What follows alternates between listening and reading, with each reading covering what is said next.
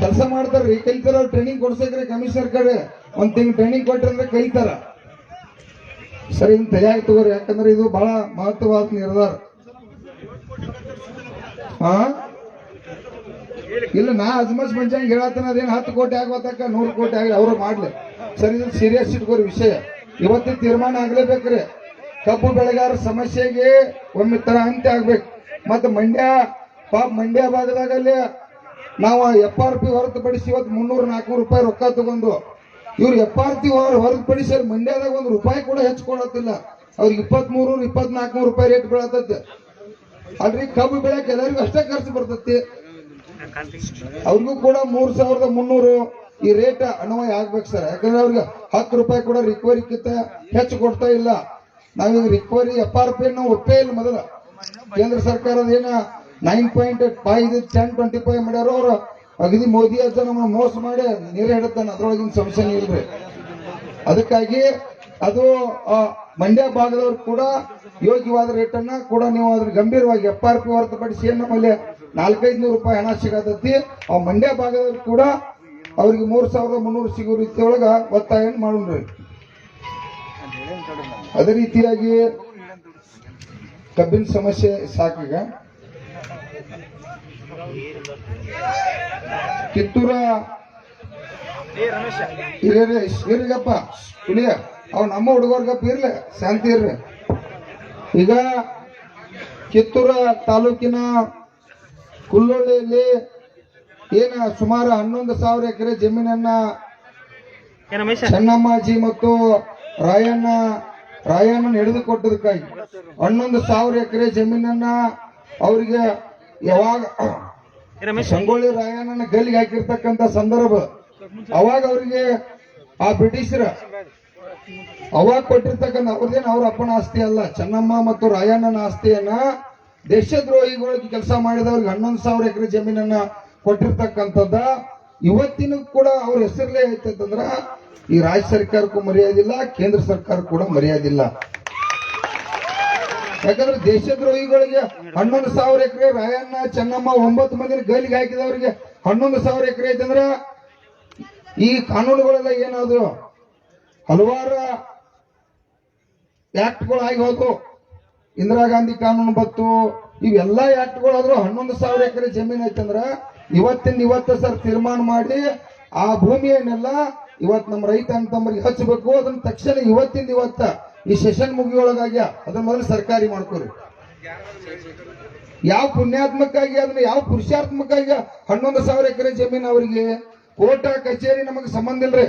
ಕೋರ್ಟ್ನಾಗೆಲ್ಲ duplicate document set ಮಾಡಿ ಅವೆಲ್ಲ ರೊಕ್ಕ ಕೊಟ್ಟು ಅದ್ ಏನೇನೋ ಮಾಡಿ ಅವನು 2,500 ಎಕರೆ ಹೆಸರಲ್ಲೇ ಮಾಡ್ಕೊಂಡನು, ಮತ್ತೊಂದೇನೋ ಮಾಡ್ಕೊಂಡನು. ಆ ಲಪಡ ನಮಗ್ ಬ್ಯಾಡ್ರಿ. ಚೆನ್ನಮ್ಮ ರಾಯಣ್ಣನ ಭೂಮಿ ಐತಿ, ಅದು ನಮಗೆ ರೈತರಿಗೆ ಹಂಚಿಕೆ ಆಗ್ಬೇಕು. ಮೊದಲು ಅದನ್ನ ಇವತ್ತ ಮುಖ್ಯಮಂತ್ರಿಗಳಿಗೆ ಸರ್ಕಾರಿ ಮಾಡ್ಕೊತಕ್ಕಂಥದ್ದನ್ನ ಮಾಡ್ಬೇಕಂತೇಳಿ ರೈತರ ಪರವಾಗಿ ಒತ್ತಾಯ ಮಾಡ್ತಾ ಇದೀವಿ ಸರ್. ಅದೆಲ್ಲ ಆಗೈತ್ರಿ, ಚರ್ಚೆ ಮಾಡ್ರಿ. ಇಲ್ಲಿ ಹೇಳುವಂಥದ್ದು ಅಷ್ಟೇ ಐತಿ. ಮತ್ ಮುಖ್ಯಮಂತ್ರಿ ಜೋಡಿ ವಿಷಯ ಹೇಳಕ್ ಮಾಡೋದು ಇದೇ ವಿಶೇಷವಾಗಿ ಸರ್, ಇದಂತೂ ಆಗ್ಲೇಬೇಕ ನೋಡ್ರಿ. ಹೈನುಗಾರಿಕೆ ಮೇಲೆ ನಾವು ಇವತ್ತ ಸಣ್ಣ ಕುಟುಂಬಗಳೆಲ್ಲ ಬದುಕತ್ತಾವಿಲ್ರಿ ಸರ. 20 ವರ್ಷ ಆತ ನಾನ್ ನೋಡ್ತೇನೆ 30-40 ರೂಪಾಯಿ ರೇಟ್ ಆಗಿಂದ. ಹೆಂಗ್ ಸಾಧ್ಯತಿ? ಮೇವೇನು ಅದೇನು ಇಷ್ಟ ಹೋಗಿದ್ರೆ ಹಿಂಡುದಿಲ್ಲ ಮಗಂದ. ಒಂದು ಹೊರಿ 3 ಸಲ ಮೇವು ತರಬೇಕು. ನಾನು ಬೆಳಿಗ್ಗೆ ಮೇವು ತರತನ 3 ಸಲ ಮೇವು ತಂದಾಗ ಸರ, ಅದು 3 ಲೀಟರ್ 4 ಲೀಟರ್ ಹಿಂಡ್ಬೇಕಾರ ರಾಮಾಯಣ ಎಷ್ಟಾತ್ರಿ? 200 ರೂಪಾಯಿ. ಅದಕ್ಕೆ 50-100 ರೂಪಾಯಿ ಹಿಂಡಿ ಹಾಕ್ಬೇಕ. ಮತ್ ಏನ್ ಲಾಭ ಆದ್ ನಮಗೆ? 200 ರೂಪಾಯಿದಾಗ ಹೆಂಗ ನಾವು ಬದುಕಲಿಕ್ಕೆ ಸಾಧ್ಯ ಐತೆ? ಮಿನಿಮಮ್ ಈ ಕರ್ನಾಟಕ ರಾಜ್ಯ ರೈತ ಸಂಘ 31 ಜಿಲ್ಲೆಗಳದ ಇವತ್ತಿನ ಎಷ್ಟು ಎಂತ ಪರಿಸ್ಥಿತಿ ಅಂದ್ರು ಮುಖ್ಯಮಂತ್ರಿ 1 ಲೀಟರ್ಗೆ 100 ರೂಪಾಯಿಯನ್ನ ಘೋಷಣೆ ಮಾಡ್ಬೇಕಂತೇಳಿ ಸರ್ಕಾರಕ್ಕೆ ನಿಮ್ಮ ಪರವಾಗಿ ಒತ್ತಾಯ ಮಾಡ್ತಾ ಇದ್ದೀವಿ. ಮಾಡ್ಲೇಬೇಕು ಸರ್, ಹಾಲು ಆಗ್ಲೇಬೇಕಾಗಾರ ನಿಮ್ಗ. ನೀವೆಲ್ಲ ರೈತರಿದ್ರಿ, ಎಮ್ಮಿ ತ್ರಾಸ ಏನೈತೆ ಅನ್ನೋ ಗೊತ್ತೈತೆ. ಈಗ ಬಿಸಿಲರಿಗೆ 20 ರೂಪಾಯಿ ಆಯ್ತು ಮಗಂದ, ನಮ್ಮ ಮನೆಯಾಗ ನೀರಿಗಿಲ್ಲ. ಮತ್ತ ಇವೆಲ್ಲ ಸರ್ ಕಡ್ಡಾಯವಾಗಿ ಹಾಲಿನ ಬದಲು ಗಂಭೀರತೆ ಇರಲಿ. ಅದೇ ರೀತಿಯಾಗಿ ಮೆಕ್ಕೆಜೋಳ ಖರೀದಿ ಕೇಂದ್ರವನ್ನ ತಕ್ಷಣ ತಾವು ಪ್ರಾರಂಭಿಸಿರಿ. ಅಲ್ಲೂ ಕೂಡ APMC ಒಳಗ ಸರಿಯಾಗಿ ಸ್ಪಂದನೆ ಸಿಗ್ತಾ ಇಲ್ಲ, ಅಲ್ಲಿ ಅಸ್ತವ್ಯಸ್ತ ಆಗತ್ತದ. ಅಲ್ಲಿ ಹೋಗಿ ಕುಡ್ದ 108 ಏನೇನು ವಿಚಾರ ಹೇಳಿ ನಾವ್ ಇಷ್ಟ ಸಾಕ್ ಪಾಯಿಂಟ್ ತಗೊಳಂಗಿಲ್ಲ ಅನ್ನುವಂಥದ್ದು. ತಾವ್ ಈಗಾಗಲೇ ನಮ್ಮ ಎಲ್ಲಾ ಭಾಗದಾಗ ಹಾವೇರಿ, ಮಲ್ಲಿಕಾರ್ಜುನ, ಬಳ್ಳಾರಿ ಸರ್ ಎಲ್ಲ ತಾವೆಲ್ಲ ಗುದ್ದಾಡಿ 50 ಕ್ವಿಂಟಲ್ಗೆ ತಂದಿರಿ. ಅದೇನ ನಾವು ಅದನ್ನ ವಿರೋಧ ಮಾಡೋದಿಲ್ಲ, ಸಂತೋಷ ಐತೆ. ಆದ್ರೂ ಒಂದು 100 ಕ್ವಿಂಟಲ್ ಕೂಡ ತಗೊಂಬರಿ ಅಂತೇಳಿ ಇನ್ನೂ ಕೂಡ ನಿಮಗೆ ಒತ್ತಾಯ ಮಾಡ್ತಾ ಇದೀವಿ. ಹೌದಿಲ್ರಪ್ಪ? ಎಲ್ಲಾ ಕಡೆ ಧಾರವಾಡಕ್ಕ ಹಾವೇರಿಗೆ ಸರ್ ತಾರತಮ್ಯ ಮಾಡಬೇಡ್ರಿ. ರಾಜ್ಯವ್ಯಾಪಿ ನೀವೇನು ಆದೇಶ ಐತಿ, ಈಗ 50 ಕ್ವಿಂಟಲ್ ತಗೋ ಆತ್ರಿ. ಇವತ್ತು ಅದು ಗೋಕಾಕದಾಗೂ ಸಿಗ್ಬೇಕು, ಬೀದರ್ದಾಗೂ ಸಿಗ್ಬೇಕು. ಎಲ್ಲಿ ಮೆಕ್ಕೆಜೋಳ ಬೆಳಿತಾರೋ ಕಡ್ಡಾಯವಾಗಿ ಅವ್ರಿಗೆಲ್ಲರಿಗೂ ಕೂಡ ಅನುಕೂಲ ಆಗ್ತಕ್ಕಂಥದ್ದು. ರಾಜ್ಯದ ರೈತರಿಗೆ ಸೇರ್ಬೇಕ್ರ. ರಾಜ್ಯದಿಂದ ಬರ್ತಾರೆ ಅಮ್ಮ, ರಾಜ್ಯ ಮೆಕ್ಕೆಜೋಳ ಎಲ್ಲೆಲ್ಲಿ ಬೆಳಿತಾರೆ ಅಂದ್ರೆ ರಾಜ್ಯವ್ಯಾಪಿ ಬರ್ತಾರೆ. ರಾಜ್ಯವ್ಯಾಪಿ ಸರ ಬರ್ಬೇಕ್ರಿ. ಅದೇ ರೀತಿಯಾಗಿ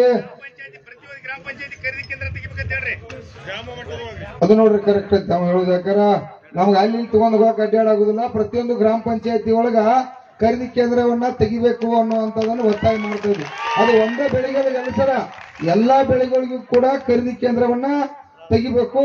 ಮತ್ತ ಒಂದೇನು ಒತ್ತಾಯ ಮಾಡತ್ತು ಅಂತಂದ್ರ ಪದೇ ಪದೇ ಇದು ಭಿಕ್ಷೆ ಬೇಡುದು ಬೇಡ. ಯಾಕಂದ್ರೆ ಬೀಜ ಹಾಕಿ ಅದನ್ನ ಕೂಸಿನಂಗ ಜೋಪಾನ ಮಾಡಿ ಅದನ್ನ ರಾಶಿ ಮಾಡಿ ಕಾಳು ಮಾಡಿ ರಾಶಿ ಮಾಡ್ಬೇಕಾರ ನಮ್ಮ ಜೀವ ಎಲ್ಲ ಅದಕ್ಕೆಲ್ಲ ಹಾಳಾಗಿ ಹೋಗಿರ್ತೈತಿ ಬದುಕ. ಮತ್ ನಾವ ಬೆಲೆ ಕೊಡ್ರು ಅಂತೇಳಿ ಸರ್ಕಾರಕ್ಕ ಈ ವ್ಯಾಪಾರಸ್ಥರೊಳಗ ಸಾಯುದು ಬೇಡ. ರಾಜ್ಯ ಸರ್ಕಾರ 50,000 ಕೋಟಿ ರೂಪಾಯಿ APMCಗೆ ತೆಗೆದಿಡ್ಲಿ, ಕೇಂದ್ರ ಸರ್ಕಾರ 50,000 ಕೋಟಿ ರೂಪಾಯಿ APMCಗೆ ತೆಗೆದಿರ್ಲಿಲ್ಲ ಅಂತೇಳಿ ನಿಮ್ ಪರವಾಗಿ ಒತ್ತಾಯ ಮಾಡ್ತಾ ಇದೀವಿ. ಅದು ಎಲ್ಲದಕ್ಕೂ ಪ್ರದರ್ಶನ. ಕಾಯಿಪಲ್ಯ, ಉಳ್ಳಾಗಡ್ಡಿ, ಕಾಯಿಪಲ್ಯ ನೀವು ಗೋಡಾವಣೆ ಕಟ್ಕೊಳಕ APMC ಒಳಗೆ 11,000 ಎಕರೆ ಜಮೀನ್ ಐತಿ. ಬಾಳ ಅಂದ್ರೆ ಒಂದು 2-3 ಎಕರೆ ಉಪಯೋಗ ಆಗೈತಿ. ಇನ್ನ 7-8 ಎಕರೆ ಖಾಲಿ ಐತಿ. ನೀವು ಕೋಲ್ಡ್ ಸ್ಟೋರೇಜ್ ಕಟ್ಟಬಹುದು, ಗೋಡಾವಣೆ ಕಟ್ಟಬಹುದು. ಹಣ ತೆಗೆದಿಲ್ರಿ. ಈಗ 5 ಗ್ಯಾರಂಟಿ ಕೊಟ್ಟಿದ್ರಿ ಸರ್, 50,000 ಕೋಟಿ ರೂಪಾಯಿ ವರ್ಷಕ್ಕ. ಇಡೀ ನಾಡಿನ ಎಲ್ಲಾ ಬೆಳೆಗಾರರ ಸಂಬಂಧ 50,000 ಕೋಟಿ ರೂಪಾಯಿ ನೀವು ಇಡ್ರಿ, ಅವ್ರು ಕೇಂದ್ರ ಸರ್ಕಾರ 50,000 ಕೋಟಿ ಇಲ್ರಿ. ಹೌದು ಪ್ರಕಾರ ಏನ್ ತಪ್ಪೇನೈತೆ? ಆ ಡೀಟ್ ಇರ್ತಂದ್ರೆ ಸರ ಆ ರೊಕ್ಕ ಇರ್ತೈತೆ. ಪಟ್ನ ನೀವು ಖರೀದಿ ಮಾಡಿ, ಯಾವಾಗ ಬೆಲೆ ಕಡಿಮೆ ಆಕೈತಿ ತಕ್ಷಣ ಖರೀದಿ ಮಾಡಿ ಆಮೇಲೆ ನೀವು ಸರಬರಾಜು ಮಾಡುವಂತದ ಸರ್ಕಾರ ಜವಾಬ್ದಾರಿ ಹೋಯ್ತಪ್ಪ ಅಂದ್ರ ರೈತರು ಬದುಕಲಿಕ್ಕೆ ಸಾಧ್ಯ ಐತಿ. ಅದಕ್ಕೆ ಇದು ಕೂಡ ಈ ರಾಜ್ಯ ಸರ್ಕಾರಕ್ಕ ಒತ್ತಾಯ ಮಾಡ್ತಾ ಇದ್ದೀವಿ. ಅದೇ ರೀತಿಯಾಗಿ ಹಗಲಿ ಕರೆಂಟ್ ಬಂದು ಈಗ ಕರೆಂಟ್ ಬೇಕಾ? ಕರೆಂಟ್ ಸಾಹೇಬ್ರ, ಕರೆಂಟ್ ಹಗಲಿ ಏನು 7 ತಾಸು ಕರೆಂಟ್ ಕೊಡತ್ತಾರೋ ಆ ಹಗಲಿ 7 ತಾಸು ನಮಗೆ ಸಾಲುದಿಲ್ಲ. ಹಗಲಿ 12 ತಾಸು ಕರೆಂಟ್ ಕೊಡ್ಬೇಕಂತ ಸರ್ಕಾರಕ್ಕೆ ಒತ್ತಾಯ ಮಾಡತ್ತು. ಕೊಡ್ಲೇಬೇಕು ಸರ. ಯಾಕಂದ್ರ ನಿನ್ನೆ ನಾವ ಗುರುಗಳ ದೇವರ ಇಲ್ಲಿ ಕಣಗಾಂವ್ ಹೋಗಿದ್ದು. ಒಬ್ಬಕ್ಕೆ ಅಜ್ಜಿ 60 ವರ್ಷ ಆಗಿದ್ದು ಅಜ್ಜಿ ಬಂದು ಹೇಳಿಬಿಟ್ಲ, ನಮ್ಮ ಯಜಮಾನ್ರ ನಾವು 40,000 ರೂಪಾಯಿದಂಗ ನೀರ ಪಾಳೆ ಅಲ್ಲಿ ನೀರ್ ಹಸಕ್ ಕೊಟ್ಟಿದ್ದು, ಏನು ತಂಡಿ ಚಾಲು ಆತ್ಲ ನೀನ್ ರೊಕ್ಕ ತಗೋ ಅಂತೇಳಿ ಆಕಿ ತಲೆಯಾಗಿಟ್ಟು ಹೊಳ್ಳಿ ರೊಕ್ಕವಾದತ್ತ ನಮ್ಮ ಮುದುಕ್ ನೀರ್ ಹಸಕ್ ಉಳಿದೈತಿ. ಹೊಳ್ಳಿ ಮನಿಗೆ ಬರ್ತೈತಿಲ್ಲ ಆಮೇಲೆ ಯಪ್ಪ ಕಾಲ್ ಬೀಳುತ್ತು ನಮಗ್ ಹಗಲಿ 12 ತಾಸು ಮುಖ್ಯಮಂತ್ರಿಗೆ ಕರೆಂಟ್ ಕೊಡ್ತದೆ ಹೇಳುವಂತ ಕೆಲಸ ಕೂಡ ಇವತ್ತ ಚರ್ಚೆ ಆತ್ ಸರ್. ಮಾಡ್ಲೇಬೇಕು ಸರ್, ಇದ ಆಗ್ಲೇಬೇಕು. ಯಾಕಂದ್ರ 79 ವರ್ಷ ನಾವು ಪುಕ್ಕಟ ಆಹಾರ ಬೆಳೆದು ಕೊಡತ್ತು ಜಗತ್ತಿಗೆ ಏನ್ ಲಾಭ ಇಲ್ಲ. ಯಾಕಂದ್ರೆ ಒಕ್ಕಲ್ತನ ತಮಗೆ ಗೊತ್ತಿದ ವಿಷಯ. ಏನೋ ಹೆಂಗೋ ಬದುಕಾತು, ಎದಕ್ ಬದುಕಾತು ಅಂದ್ರ ಮಗಲಾಗಿ ಯಾವರೇ ಬೆಳಿಲಿಲ್ಲ ಅಂತಂದ್ರ ಅಪಮಾನ ಆಗ್ತದೆ ಅಂತೇಳಿ ಹಂಗ ಬೆಳೆದು ಈ ನಾಡಿಗೆ ಬೆಳೆದು ಕೊಡ್ತಕ್ಕಂಥದ್ದು ಆಗತ್ತದ. ಅದಕ್ಕಾಗಿ ಸರ್ ಅದನ್ನ ಕರೆಂಟ್ ಅನ್ನು ಕಡ್ಡಾಯವಾಗಿ ಮಾಡ್ಬೇಕು. ಮತ್ತ ಅಕ್ರಮ ಸಕ್ರಮನ್ನ ಬಂದ್ ಆಗೈತಿ. ಅದರಿಂದ TCಗಳು 2 ಲಕ್ಷ 3 ಲಕ್ಷ 4 ಲಕ್ಷ ರೂಪಾಯಿ ಕಂಬ ಹಾಕೊಂಡ ಮೊದಲ ಸಾಲ ಮಾಡಿ ಸಾಲಕ್ಕಾಗಿ ಆತ್ಮಹತ್ಯೆ ಮಾಡ್ಕೋತು, ಸಾಯತ್ತು, ಸಂಕಷ್ಟದಾಗದು. ಇವತ್ತು ಎಂತ ಪರಿಸ್ಥಿತಿ ಅಂದ್ರು ಇವತ್ತಿಂದ ಎದ್ದು ಹೋಗಂಗಿಲ್ಲ. ನಾವು ಹಾಲ ಕರೆಂಟ್ ಕಡ್ಡಾಯವಾಗಿ ಕೊಡಬೇಕು. ಅಕ್ರಮ ಸಕ್ರಮನ್ನ ಇವತ್ತಿನ ಮುಖ್ಯಮಂತ್ರಿ ಅವರು ಜಾರಿಗೆ ಮಾಡ್ತಕ್ಕಂಥದ್ದು ಪ್ರಾರಂಭ ಮಾಡಬೇಕು. ಅಕ್ರಮ ಸಕ್ರಮನ್ ಬಂದ್ ಮಾಡಂಗಿಲ್ಲ. ನಿಮ್ ಸೋಲಾರ ಗಿಲಾರ ನಾವೇನು ಬೇಕಾಗಿಲ್ಲ ನಮಗ. ಅದು ನೀವು ಯಾವಾಗ ಏನ್ ಮಾಡ್ತೀರಿ ಮಾಡ್ರಿ, ತಕ್ಷಣ ಅದು ಆಗ್ಬೇಕು. ಅದೇ ರೀತಿಯಾಗಿ ಸಬ್ ಸ್ಟೇಷನ್ಗಳು ಸರ್, ಸ್ಟೇಷನ್ಗಳಿಂದ ಸರಿಯಾಗಿ ಲೋಡ್ ಬರ್ತಾ ಇಲ್ಲ. ಈಗ ನೀವು 7 ತಾಸ ಇನ್ನು 12 ತಾಸು ಕರೆಂಟ್ ಕೊಟ್ಟರು ಕೂಡ ಕರೆಂಟ್ ನೀವು ಸಬ್ ಸ್ಟೇಷನ್ ಲೋಡ್ ಅನ್ನ ಇದನ್ನ ಮಾಡ್ಬೇಕು. ನೀವೇನ್ ಮಾಡ್ರಿ, ಆ ಭಾಗದಾಗ ಸರ ಮೂರ್ ಊರ್ ನಡಕ್ ಜೋಶ್ ಹಾಕ್ಯಾರ. ರಾತ್ರಿ ಲೈನ್ ಸಿಂಗಲ್ ಪೀಸ್ ಇಲ್ರಿ, ತೋಟಪೇಟೆ ಹುಡುಗರು ಅಭ್ಯಾಸ ಮಾಡಕ್ ಇಲ್ರಿ ತೋಟಪೇಟೆಗ. ಸರ ತಡ್ರಿ, ಅದು ಯಾಕೆ ಆಗತ್ತನ್ನೋದು ಹೇಳ್ತೀನಿ ಗಪ್ರಿ. ಸರ್ ನೀವೇನ್ ಮಾಡತ್ತಾರೋ, DC ಅವ್ರು ಏನ್ ಮಾಡ್ತಾರೋ, ಇಲ್ಲಿ ಅಲ್ಲೇನ ಊರಾಗ ಜಾಗ ಇರ್ತದ್ರಲ್ಲ, ಈಗ ಅದ ಗೌರ್ಮೆಂಟ್ ವ್ಯಾಲ್ಯೂಯೇಷನ್ 4 ಪಟ್ಟು ರೊಕ್ಕ ಕೊಡ್ತೀರಿ. ನಮ್ಮ 50 ಲಕ್ಷ ರೂಪಾಯಿ ಎಕರೆ ಜಮೀನು ಕಿಮ್ಮತ್ ಹಾಕವ, ನಿಮ್ಗೆ 20 ಲಕ್ಷ ರೂಪಾಯಿ ನಮ್ಮ ರೈತರ ಭೂಮಿ ಕೊಡಕ್ ಸಾಧ್ಯತೆ. ಇವತ್ತ ನೀವು ಮುಖ್ಯಮಂತ್ರಿಗೆ ಹೇಳಿ, ನಮ್ಮ ಅವ್ರ ಜಾರ್ ಸಾಹೇಬ್ರ ಅಜ್ಜ ಅಂತೂ ಎಂದೂ ಭೇಟಿ ಆಗ್ಲಿಲ್ಲ ನಮ್ಗೆ ಇತಿಹಾಸದಾಗ. ಅವ್ರು ಯಾಕೋ ಏನೋ ಒಂದು ದಿವಸ ಸರಿಯಾಗಿ ಸ್ಪಂದಿಸಂಗಿಲ್ಲ. ಭೇಟಿ ಆಗ್ಬೇಕಂದ್ರೆ CM ಭೇಟಿ ಆಗ್ಕರ್ರೆ, ಈ ನಮ್ ಜಾರ್ಜ್ ವಿದ್ಯುತ್ ಮಂತ್ರಿ ಎಂದೂ ಭೇಟಿ ಆಗಿಲ್ಲ ನಮ್ಗೆ ಇತಿಹಾಸದಾಗ. ನಮ್ ಟೈಮ್ ಸುಮಾರು ವಯಸ್ಸದವ್ರೆ ನೀವು ವಿದ್ಯುತ್ ಮಂತ್ರಿ ಮಾಡ್ಬೇಕಲ್ಲ, ಅದೊಂದು ದೊಡ್ಡ ಸಮಸ್ಯೆ ಆಗೈತೆ. ಅದಕ್ಕೆ ಸರ ಇವತ್ತ ಸ್ಟೇಷನ್ಗಳ ಏನೈತ್ಲೆ ಅದನ್ನ ಸರ್ಕಾರ ಎಷ್ಟ ಅಲ್ಲಿ ವ್ಯಾಲ್ಯೂಯೇಷನ್ ಆಕೈತೆ, ಆ ವ್ಯಾಲ್ಯೂಯೇಷನ್ ಅನ್ನು ನೀವು ಮಾಡಿದ್ರೆ ಸ್ಟೇಷನ್ಗೆ ಜಾಗ ಕೊಡ್ತಾರ ಮಂದಿ. ಈ ಜಾಗ ಯಾಕೆ ಕೊಡೋರಂತಂದ್ರೆ ನೀವು 40 ಲಕ್ಷ ಆಗೋದು, ನಾವ್ ಹೆಂಗ್ 20 ಲಕ್ಷ ಕೊಡೋಣ್ರಿ. ಅದನ್ನೊಂದು ನಿಮ್ ಕ್ಯಾಬಿನೆಟ್ದಾಗ ಏನ್ ಸರ್ಕಾರದಾಗ ಚೇಂಜ್ ಮಾಡ್ತಾರೆ ಗೊತ್ತಿಲ್ಲ, ಆ ಗೈಡ್ಲೈನ್ಸ್ ಅನ್ನು ಚೇಂಜ್ ಮಾಡಿ ಸ್ಪೆಷಲ್ ಆಗಿ KPTCL ಖರೀದಿ ಮಾಡ್ತಕ್ಕಂಥವ್ರಿಗೆ ಅವ್ರಿಗೆ ಅದೊಂದು ಗೈಡ್ಲೈನ್ಸ್ ಚೇಂಜ್ ಮಾಡಿ ಇವತ್ತು ಕೂಡ ಅದ ಕಡ್ಡಾಯವಾಗಿ ಬದಲಾವಣೆ ಆತಪ್ಪ ಅಂದ್ರೆ ಸ್ಟೇಷನ್ಗಳು ಕೊಡ್ಲಿಕ್ಕೆ ಸಾಧ್ಯತೆ ಇಲ್ಲ. ಅಂತಂದ್ರ ಒಂದು ಸ್ಟೇಷನ್ ಮೇಲೆ ನಾವು ಅಲ್ಲಿ ಹಗಲಿ 3 ತಾಸ ರಾತ್ರಿ 3 ತಾಸ ಅಡ್ಜಸ್ಟ್ ಮಾಡಿ ಕರೆಂಟ್ ಕೂಡ ಕೊಡಕ್, ನೀವು 12 ತಾಸು ಬೇಡಿಕೆ ಇಟ್ಟದು ಸ್ಟೇಷನ್ಗಳು ಆಗ್ಲಿಲ್ಲ ಅಂದ್ರೆ ಅದು ಎಂದೂ ಸಾಧ್ಯ ಇಲ್ಲ. ಮತ್ತ 50 ವರ್ಷ ಸರ್ ವೈರ್ಗಳು ಹಳಿವಾಗ್ಯಾವ, ಆಗ್ಯಾವಿಲ್ರಿಪ್ಪ. 50 ವರ್ಷ ತಂತಿ ಹಾಕ್ಯಾರು, ಹೊಳಿ ಚೇಂಜ್ ಮಾಡಿಲ್ಲ ಸರ್. ನಿಮ್ದು 30% ವಿದ್ಯುತ್ ಅದ್ರೊಳಗೆ ಸೋರಿಕೆ ಆಗತ್ತೆ. ಆ ಕಟ್ ಮಾಡಿ ಸುಮಾರು ವೈರ್ದಾಗನ 30% ಅಲ್ಲೇ ಇವ್ರದೇನು ವಿದ್ಯುತ್ ಕಟ್ ಆಗಿ ನಮ್ ಕರೆಕ್ಟ್ ಮೋಟರ್ಗಳಿಗೆ ಸರಿಯಾಗಿ ಲೋಡ್ ಬರ್ತಾ ಇಲ್ಲ ಸರ್. ಅದರಿಂದ ಲಕ್ಷಾಂತರ ಮೋಟರ್ಗಳು ಇವತ್ತು ರಾಜ್ಯದಾಗ ಸುಟ್ಟ, ಅದಕ್ಕೆ ಎಷ್ಟೋ 1000 ಕೋಟಿ ರೂಪಾಯಿ ನಾವು ಬಂಡವಾಳ ರೈತರ ಹಾಕತ್ತು. ಆ ವೈರ್ ಕೂಡ ಬದಲಾವಣೆ ಆಗ್ಬೇಕು. ಅದೆಲ್ಲ ಅದನ್ನು ಹರಿದ ಪಡ ಸುಟ್ಟಾವ ಅಂದ್ರೆ ಅದ್ರ ಸಂಬಂಧ ಕರೆಂಟು ಪಡಗೋ ಸಾಕಷ್ಟು ಸಾವಿರಾರು ಪಡ ಸುಟ್ಟಾವ. ಸುಮಗಪ್ಪರು ಮೊದ್ಲ ನೀವು ಊರ ಲೋಕಲ್ ಸ್ವಲ್ಪ ಕಾಡ್ಬೇಡ, ಶಾಂತಿರ ಸರ್. ಇದು ಕರೆಂಟ್ ಬದಲಂತೂ ಸೀರಿಯಸ್ ಆಗಿ ತಾವು ಇವತ್ತು ಮುಖ್ಯಮಂತ್ರಿಗೆ ಒತ್ತಾಯ ಮಾಡುವಂತದ್ದು ಆಗ್ಬೇಕು. 8ನೇದು ರಾತ್ರಿ ಯಾವ್ದ್ರಿ ಮರ್ತಿದ್ರ ಹಂಗ ರಾತ್ರಿ ಸಿಂಗಲ್ ಪೀಸ್ ಸರ್ ಕಡ್ಡಾಯವಾಗಿ ಕೊಡ್ಬೇಕ ಸಾಹೇಬ್ರ. ಆಯ್ತಾಯ್ತು, ಒಂದ್ 10 ನಿಮಿಷ ಬಗೆಹರಿಸ್ತೀವಿ. ಆಯ್ತಾಯ್ತು. CM ಅವರು 4 ಗಂಟೆಗೇನು ಟೈಮಿಂಗ್ ಕೊಟ್ಟಿರತ್ತ, ಇರ್ಲಿ. ಈಗ ಸರ ರಾತ್ರಿ ಕಡ್ಡಾಯವಾಗಿ ಸರ ಸಿಂಗಲ್ ಪೀಸ್ ಕೊಡಿಸ್ಲೇಬೇಕಾದ್ರೆ ನಾವೇನ ಹಳ್ಳಿ ಒಳಗ ಸಿಟಿಯಾಗಿ ಏನ್ ಅಂತ ತ್ರಾಸ ಇರುದಿಲ್ಲ. ಹಳ್ಳಿ ಒಳಗ ಹಾವ ಚೋಳ ದನ ಕರ ಕೋಳಿ ಎಲ್ಲ ಇರ್ತಾವ, ಅವ್ನ ರಕ್ಷಣೆ ಮಾಡಿ ಇಡೀ ನಾಡಿಗೆ ಕೊಡ್ಬೇಕಾಕತಿ. ಅದಕ್ಕ ತಾವು ಕಡ್ಡಾಯವಾಗಿ ರಾತ್ರಿ ನಮಗೆ ಸಿಂಗಲ್ ಪೀಸ್ ಅನ್ನ ಕೊಡ್ಲೇಬೇಕಾಗ್ರಿಪ್ಪ. ಓಕೆ. ಅದೇ ರೀತಿಯಾಗಿ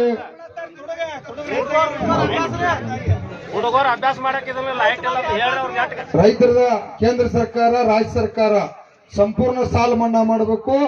ಸಾಲ ವಸೂಲಾತಿ ಪ್ರಕ್ರಿಯೆಯನ್ನ ನಿಲ್ಲಿಸ್ತಕ್ಕಂಥದ್ದು ಕೂಡ ಆಗ್ಬೇಕು ಸರ್. ಈ ಫೈನಾನ್ಸ್ ಕಿರುಕುಳ ಬಹಳ ಫೈನಾನ್ಸ್ ಕಿರುಕುಳ ಅವ್ರ ಹೈದರಾಬಾದ ಮತ್ತು ಮುಂಬೈ ಕೋರ್ಟ್ ಕೇಸ್ ಹಾಕಿ ಬಿಡತ್ತಾರ್ರಿ. ಅಲ್ಲಿ ಹೋಗಿ ಇಲ್ಲಿ ಬಂದ ಮನಿ ಕೀಲಿ ಹಾಕೋದು, ನಾವು ಕೀಲಿ ಮುರಿದು ಇದ್ ನಡೆದ. ಅದಕ್ಕಾಗಿ ಫೈನಾನ್ಸ್ ಇರ್ಲಿ, ಸೌಹಾರ್ದ ಇರ್ಲಿ, ಈ ಗೌರ್ಮೆಂಟ್ ಬ್ಯಾಂಕ್ ಇರ್ಲಿ, ಎಲ್ಲವನ್ನು ಕೇಂದ್ರ ಸರ್ಕಾರ ರಾಜ್ಯ ಸರ್ಕಾರ ಕೂಡಿ ಸಂಪೂರ್ಣ ಸಾಲ ಮನ್ನಾ ಮಾಡ್ರಿ. ಹೌದಲ್ರಿ? ಸಾಲ ವಸೂಲಾತಿ ಪ್ರಕ್ರಿಯೆಯನ್ನು ಇವತ್ತ ಮುಖ್ಯಮಂತ್ರಿ ಅದನ್ನ ಈಗಾಗಲೇ ಹಿಂದ ಗಂಭೀರವಾಗಿ ಮಾಡಿರ್ರಿ. ಆದ್ರೂ ಕೂಡ ಅದ ಹಂಗ ಪ್ರಕ್ರಿಯೆ ಚಾಲು ಐತಿ ವಸೂಲಾತಿ. ಅದೇ ರೀತಿಯಾಗಿ ಅರಣ್ಯ ಒತ್ತುವರಿ ಮತ್ತು ಬಗರ್ ಹುಕ್ಕುಮ್ಮ ಗೋಮಾಳ ಜಾಗದಲ್ಲಿ ಹಲವಾರು ವರ್ಷಗಳಿಂದ ರೈತರು ಉಳುಮೆ ಮಾಡುತ್ತಿದ್ದು, ಆ ಜಾಗವನ್ನು ರೈತರಿಗೆ ಪೈಣಿ ಉತ್ತಾರವನ್ನು ನೀಡುವುದು. 4% ಕೃಷಿ ಇಲಾಖೆಯನ್ನ ಸದೃಢಗೊಳಿಸುವಂತದ್ದು ಆಗ್ಬೇಕು ಸರ್. ಕೃಷಿ ಇಲಾಖೆಯೊಳಗೆ ಏನೂ ಇಲ್ಲ. ಮೊದಲು ಗ್ರಾಮ ಸೇವಕದ ಹಳ್ಳಿಗೆ 5,000 ಮಂದಿ ಸಿಬ್ಬಂದಿಗಳಿದ್ರ, ಅವರೆಲ್ಲ ಪ್ರಮೋಷನ್ ಆಗಿ ರಿಟೈರ್ಡ್ ಆಗಿ ಎಲ್ಲ ಹೋಗಿದಾರೆ. ಈಗ ಒಂದು 100 ಮಂದಿ ಉಳಿದಾರ. ಮತ್ತೆ ಯಾಕೆ ಸುಳ್ಳ ಕೃಷಿ ಇಲಾಖೆ ಬೇಕು? 1000 ಕಂಪನಿಗಳು ಬಂದವ್ರಿಗೆ ಔಷಧ, ಈ ಔಷಧ ಬಡಿಯೋ ಮಣ್ಣು ಯಾರು ಪರೀಕ್ಷೆ ಮಾಡವ್ರ, ಇದನ್ನೆಲ್ಲ ಯಾರು ಹೇಳವ್ರ? ಸುಳ್ಳ. ಅದಕ್ಕೊಬ್ಬ ನೀವು ಅನ್ನದಾತ ಕೇಂದ್ರ ಸರ್ಕಾರ ಹೇಳುದು, ರಾಜ್ಯ ಸರ್ಕಾರ ಹೇಳುದು. ದೇಶದ ಬೆನ್ನೆಲುಬು ಅನ್ನದಾತ ಅನ್ನೋದು ಬೆನ್ನು ಮುರಿದು ಹೋಗೈತಿ. ನಮ್ಮ ಜಲಮಾಲ ಹಾಳಾಗಿ ಹೋಗೈತಿ. ಭೂಮಿ ಫಲವತ್ತತೆ ಎಲ್ಲ ಹಾಳಾಗೈತಿ ಸರ. ಭೂಮಿ ಒಳಗೆ ಇರ್ತಕ್ಕಂಥ ಇಂಗಾಲೆಲ್ಲ ಹಾಳಾಗಿ ಹೋಗೈತಿ. ಇನ್ನು ಮುಂದೆ ನಾವು ನೈಸರ್ಗಿಕ ಕೃಷಿಯನ್ನ ಏನಾದ್ರೂ ಮಾಡ್ಲಿಲ್ಲ ಅಂದ್ರ ಮುಂದಿನ ಪೀಳಿಗೆಗಳು ನಮ್ಮ ಉಳಿತಕ್ಕಂಥದ್ದು ಕೂಡ ಕಷ್ಟ ಐತಿ. ಬಜೆಟ್ದಾಗೂ ಕೂಡ ಇದಕ್ಕ ಕೃಷಿ ನೈಸರ್ಗಿಕ ಕೃಷಿಗೆ ಆದ್ಯತೆಯನ್ನ ಜಾಸ್ತಿ ತಾವು ಕೊಟ್ಟ ಆಕಳಿರ್ಲಿ ಈ ಜವಾರಿ ಆಕಳಿಂದ್ರೆ ಏನೇನ್ ಆಕತಿ ಅನ್ನೋದು ಎಲ್ಲ ಕೂಡ ಮನವರಿಕೆ ಮಾಡಾಕ ಈಗ ಕೃಷಿ ಇಲಾಖೆಯನ್ನು ಕೂಡ ಸದೃಢಗೊಳಿಸುವಂತದ್ದು ಆಗ್ಬೇಕು. ಈಗ ಇಲ್ರಿ ಸರ್, ಹಳ್ಳಿಗಳ ಹಳ್ಳಿಗಳು ನಮ್ಮ ತೋಟದ ನಿಮಗೆಲ್ಲ ಗೊತ್ತೈತಿ. ಈಗ ನೀರಾವರಿ ಪ್ರದೇಶದ ತೋಟದ ನಮ್ಮ ರಸ್ತೆ ಅದಾವು. ನಾವು ಒಂದ್ ಏನಾರ ತೋಟದಾಗಿಂದ ಕಬ್ಬಾಗ್ಲಿ ಮೆಕ್ಕೆಜೋಳ ಆಗ್ಲಿ ತರ್ಬೇಕಂದ್ರ 4 ಟ್ರ್ಯಾಕ್ಟರ್ ಹಚ್ಚಿ ಅದನ್ನ ಕೆಡಿ ಬಿತ್ತಪ್ಪ ತತ್ತು ಅಂತ ಈ ರೀತಿ ಪರಿಸ್ಥಿತಿ ಆಗ ತೋಟದ ರಸ್ತೆಗಳು, ತೋಟದ ಸಾರ್ವಜನಿಕ ರಸ್ತೆಗಳನ್ನೆಲ್ಲ ಕೂಡ ಡಾಂಬರೀಕರಣ ಮಾಡ್ರಿ. ತೋಟದ ಅಲ್ಲಿ ಅಡ್ಡಾಡ್ತಕ್ಕಂಥವೆಲ್ಲ ಕೂಡ ಕಡಿಕರಣ ಮಾಡಿ ಅದನ್ನ ಗಟ್ಟಿಕರಣ ಮಾಡಕ್ಕ ಒಂದು 5,000 ಕೋಟಿ ರೂಪಾಯಿ ರಾಜ್ಯ ಸರ್ಕಾರ ರಾಜ್ಯದ ರೊಕ್ಕ ತೆಗೆದಿಡ್ಬೇಕಂತ ನಿಮ್ ಪರವಾಗಿ ಒತ್ತಾಯ ಮಾಡ್ತಾ ಇದ್ವಿ. ನಮ್ಮ ಹೊಲ ನಮ್ಮ ದಾರಿ ಅದ ಸರ್ವೆ ನಂಬರ್ ಕೊಂಡು ಕಡ್ಡಾಯವಾಗಿ ರಸ್ತೆ ಆಗ್ಬೇಕು. ಇದೆಲ್ಲ ಬಹಳ ಹಿಂಗೈತ್ರಿ, ಇದು ದೊಡ್ಡ ಕುಲ ಐತೆ, ಅನಿವಾರ್ಯ ಹೇಳದೇ ಬೇಕಾಗಿತ್ತು. ತುಂಗಭದ್ರಾ ಮತ್ತು ಆಲಮಟ್ಟಿ ಜಲಾಶಯನ್ನ ಮೇಲ್ದಕ್ಕೇರಿಸುವುದು, ಡ್ಯಾಮ್ಗಳನ್ನ ಕೆರೆಗಳನ್ನ ಕೂಡ ಹೂಳೆತ್ತಕ್ಕಂಥದ್ದು ಒಂದು ರಿಪೇರಿ ಮಾಡ್ತಕ್ಕಂಥದ್ದು ಕೂಡ ಆಗ್ಬೇಕು.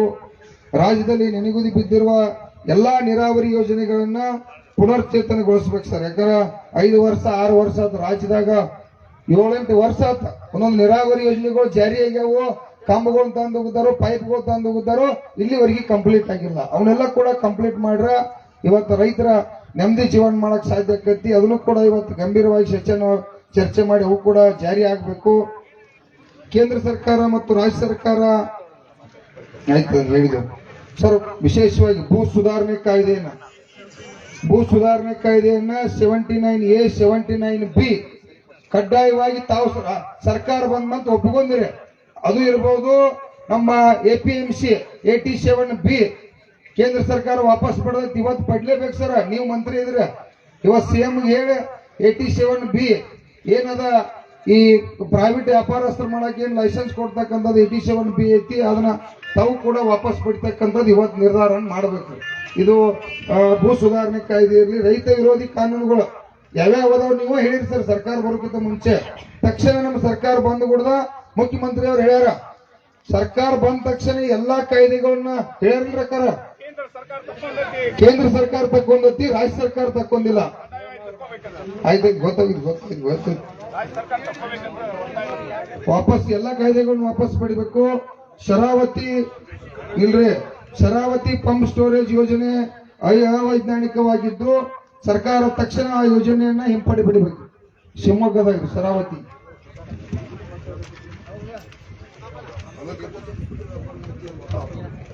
ಅಮೆರಿಕ ಜೊತೆ ಈ ಹಾಲಿರ್ಲಿ